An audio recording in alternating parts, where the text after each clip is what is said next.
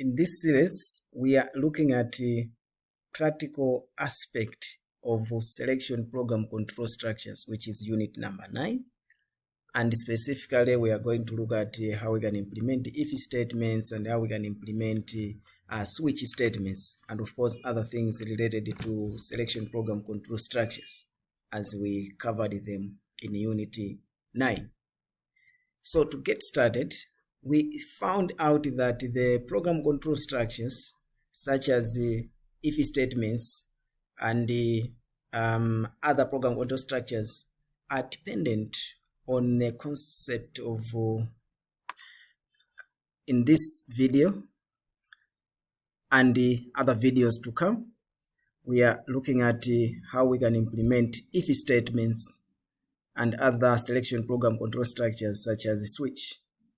We have just gone through if statements and the switch in unit number 9. So here we just wanted to play around with some code. For in that particular presentation that we had, we did not show you how to implement this in C++. We just showed you the pseudocode and flowcharts. So here, let's demonstrate how this is done. The first thing to know is that when we are implementing if statement or anything of that nature, we will need to have a testing value or just a test. So for if statements, this test is a logical expression or something that can be expressed or can be evaluated to a Boolean value. By Boolean value, we mean that which can be evaluated to true or false. So here is an example. If we can have something like that, that's a general syntax. If we can have something like that, then something like this. This is a structure of if statement. What we are saying is, after if, we specify a value, a Boolean value. So you put a Boolean value there. So according to what you have here, it's going to execute what we have inside here. So for example, we can have cout and we say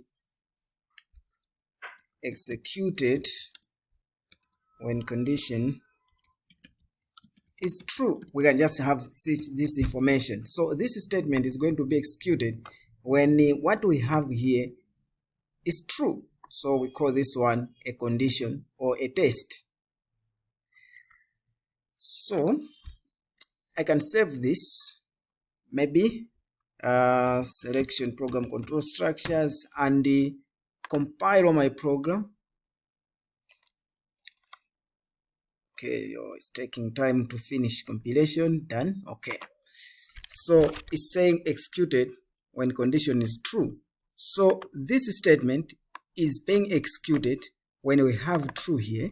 If I can have false, save, compile, and run, I don't have that statement.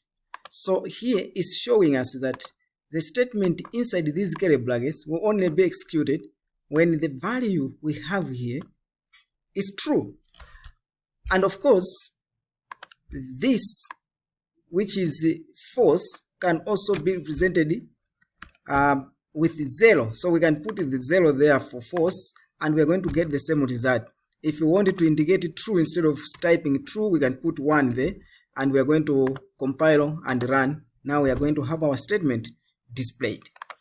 So this is very important. What is it that we have put here? Is it 1 or 0? Is it true or false? If it's 1, the statements inside should be executed. We can have multiple statements. Maybe we can have so many other statements which are doing some calculations before displaying, or we may not even display anything. You can just do some calculations. Those statements, as far as they are inside these brackets, will be executed if we have 1 or true value. That's Boolean. Sometimes we may want to have an alternative. So this one, as we see, is only having one option. If this one is false, it's doing nothing. But we can have an alternative. So if you want to have an alternative, you use else. So we can have a block of else here. And this block of else can have similar statement, but we want it to say executed when whatever we have is false. So this condition will be executed when this one is false. If we compile it, we have true. We are executing the first one. But if we put false here and save and compile and run it, we are now going to have executed when condition is false. So the else part is executed when the condition up here is false. So if you look at our program might not change every time we run this program. Even if we run it 100 times, for example, it will still be giving us executed when condition is false, because we have specifically put a value there that is always 0, that is always false. But in the actual sense, what we put here is we don't hard code the Boolean value, but we put an expression that can be executed and evaluated during the runtime. So these expressions are in the category of logical or relation, which can be evaluated to true or false. So it would be very uncommon to just have something like this, but we may have maybe something like we have age, and this age we may give it something. We may receive this age from the user, but maybe for now we may give it something, maybe it's 19. And we may want to check if age is greater than 18 and something should happen. So I say, please vote. Can't vote. So we have our age, which is 19. So here it's like, okay, I want this one to be equals. So here it's like we have 19 now, and we are trying to evaluate this 19 greater than or equal to 18. The answer is true or is 1. Therefore, the whole of this one, when we run our program, is going to be evaluated to 1. Therefore, that statement will make this one executed.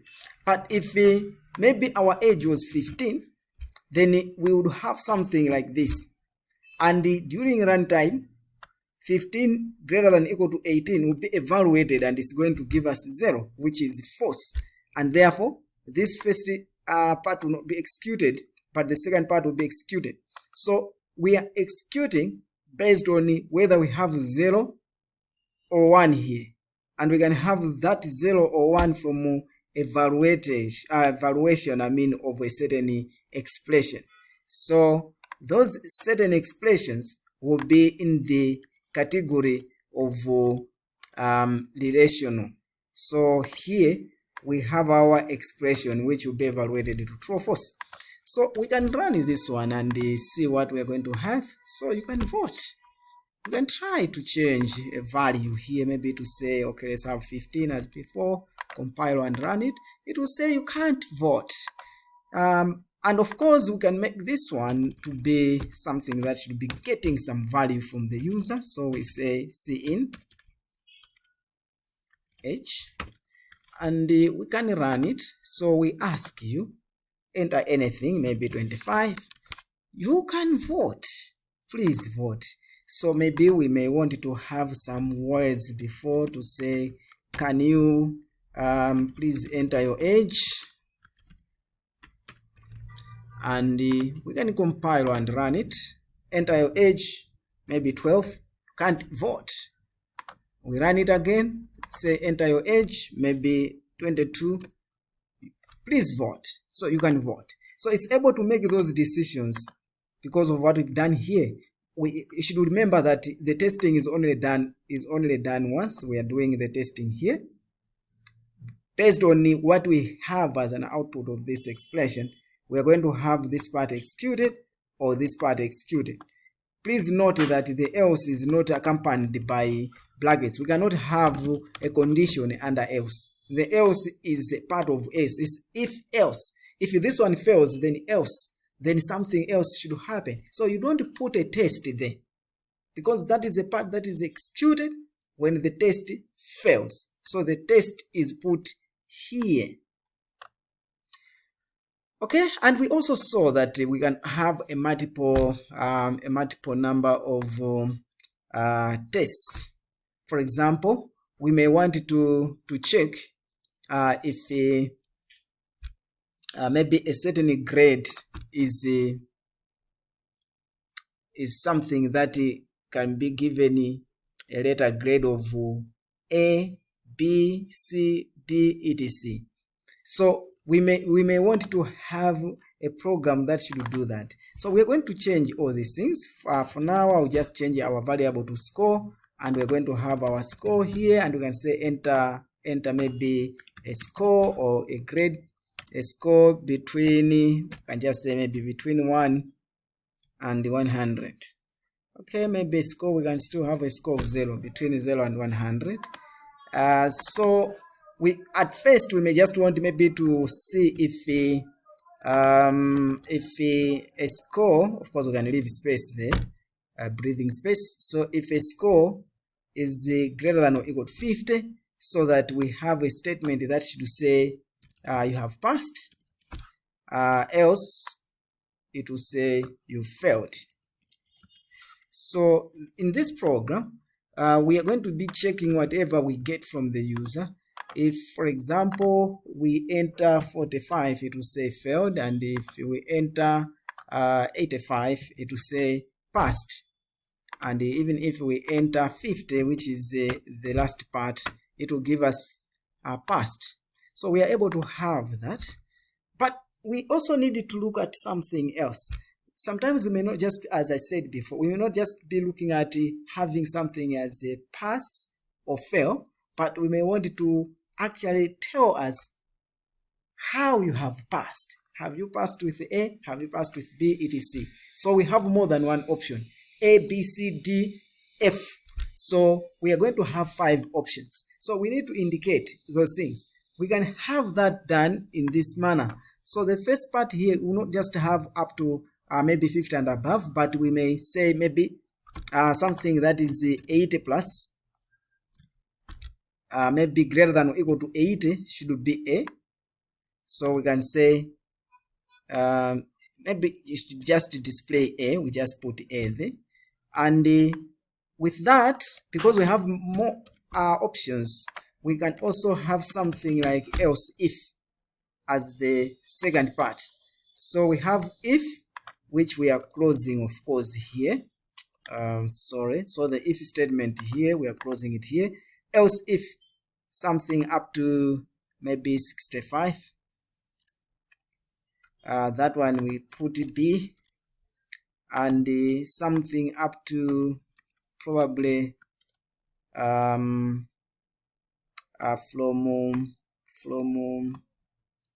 maybe 55, we put C. And something from 40, maybe we put D. So this is how we are scoring. Anything 40 but before 55 should be given D.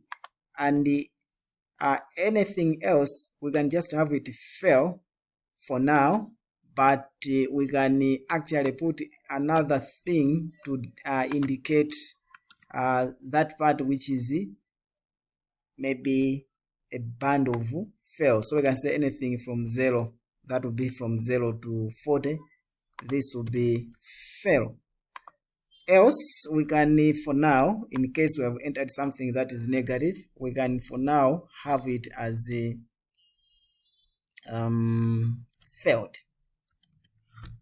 Okay, not failed, we should have it as a invalid score. Invalid score. Okay, cool. So this is our program. We can test it. Okay, let's just go through it. We are accepting a value there. So the first part, we are checking if the value entered is greater than or equal to 80, and we are going to have A. Else another option is to check if it's greater than or equal to 60, then we are going to have B. We are going to do this check if this one fails, but if this one passes, it means our program is going to display A and of course terminate. It will jump all these things. But if this one fails, then it will come to this to check the second condition. And if this one passes, it means now the value is between 65 and 80, because anything from 80 and above failed. And if this one fails and this one fails, then it's going to check the third one. And by reaching this far, it means our grade should be between 55 and 65, because it has failed the first test, it has failed the second test, which is 65 and above, and therefore we are expecting it to pass here. So if it passes, it means our values are between 65 and 55. Otherwise, if it fails, it goes to the next one. If this one fails, it goes to the next one.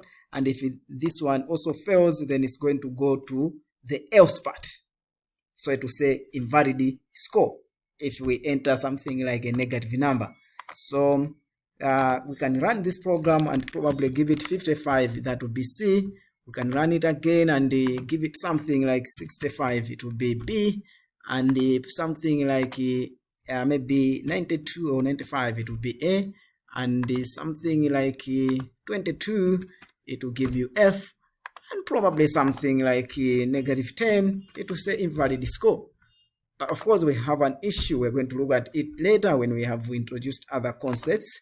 But we have an issue here. If we are trying to enter 110, it will still give us A. Can we modify it immediately? Yes, I think we can do so. Maybe we should not put it to a later stage. We can do it now. So we can make a check here. We have a way of checking a range. We don't want it to be anything that is above 80, but we want something that is above 80 or 8 and above, but should not exceed 100. So if somebody enters something that is above 100, something should happen. So there are two ways to do it. First way is just to have this statement that should say score greater than or equal to score greater than 100 should say invalid score here. So you can just say invalid score, and now the this else, we can have the else of 80, which should be A. So the first one, if statement, is just to check if the grade is above 100 to indicate that it's invalid. Otherwise, we are going to do the proper checking as before, but we're using the else if etc. And if it's a negative, it's going to be taken care by this code down there. So by doing so, it means that we have actually captured and done everything correctly. But now we have a problem with this. This is invalid score, and we also have a valid score. The code has been duplicated. We can have a way of putting these things together. So let's go and try to modify. Maybe before we do so, let's test our program and see that indeed, putting now 110, we are getting invalid score. That's cool. But now we wanted to see if what can be a way of making sure that all these things are handled by just one part, which is else, because else we are putting things that are not meeting any criteria. So can we have only else to handle that? And we are going to do a little bit of modification to indicate how we can specify a range. We are going to remove this and take it back to where we were before. This is our program. And we wanted to have a way of showing a range, that our program is coming from, or our range is coming from 80 all the way to 100. So it means we have two conditions, because the first condition is to say we want a score that is greater than or equal to 80, and another condition is to say we want a score that is less than or equal to 100. So we are now having two conditions, and we want to put these two conditions in one actually if statement.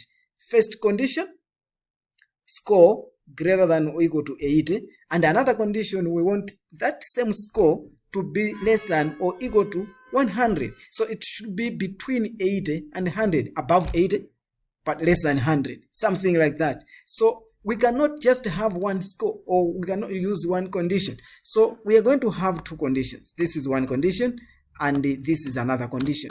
We have two conditions. The second condition is greater than or equal to 80, and the first one is less than or equal to 100. These are two conditions.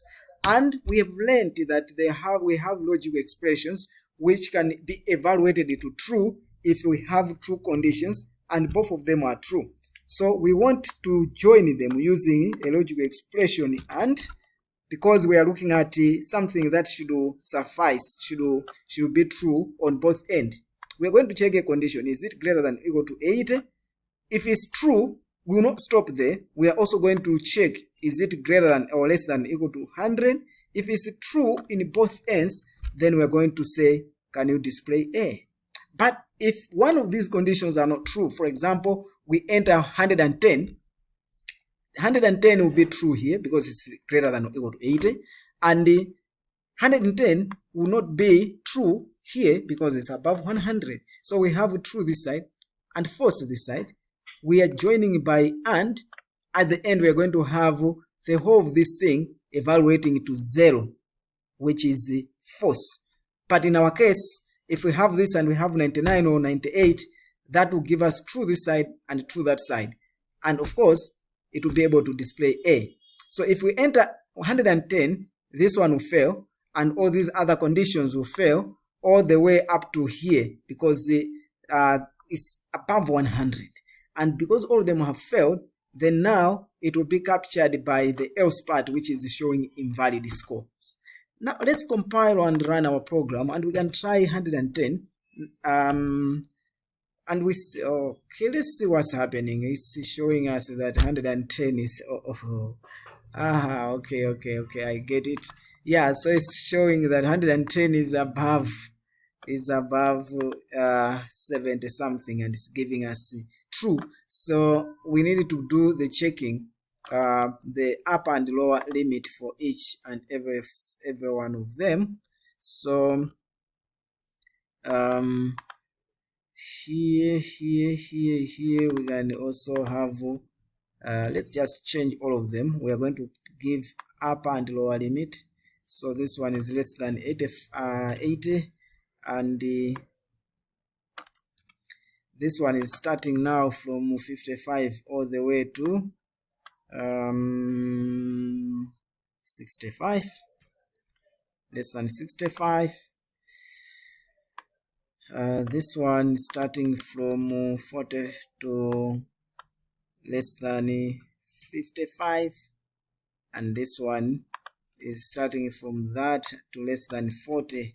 So all of them will fail, and if all of them fail, then it has to give us the last part, which is invalid score. So that's how you can use actually if statements, and in this case we have demonstrated two things: how you can use just if statements, maybe if else statements, and of course if else if statements. And of course we have also shown you that the value that we can put here for checking can be a Boolean value, a single Boolean value, just a true or false, or we can have an expression, and the expression that can be evaluated to true, or we can even join expressions here. We have the first expression, which is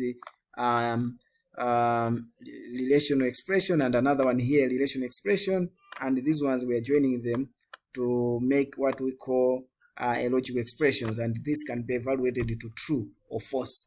So that's how you implement the if statements. In our next video, we are going to show you how you can implement a switch statement.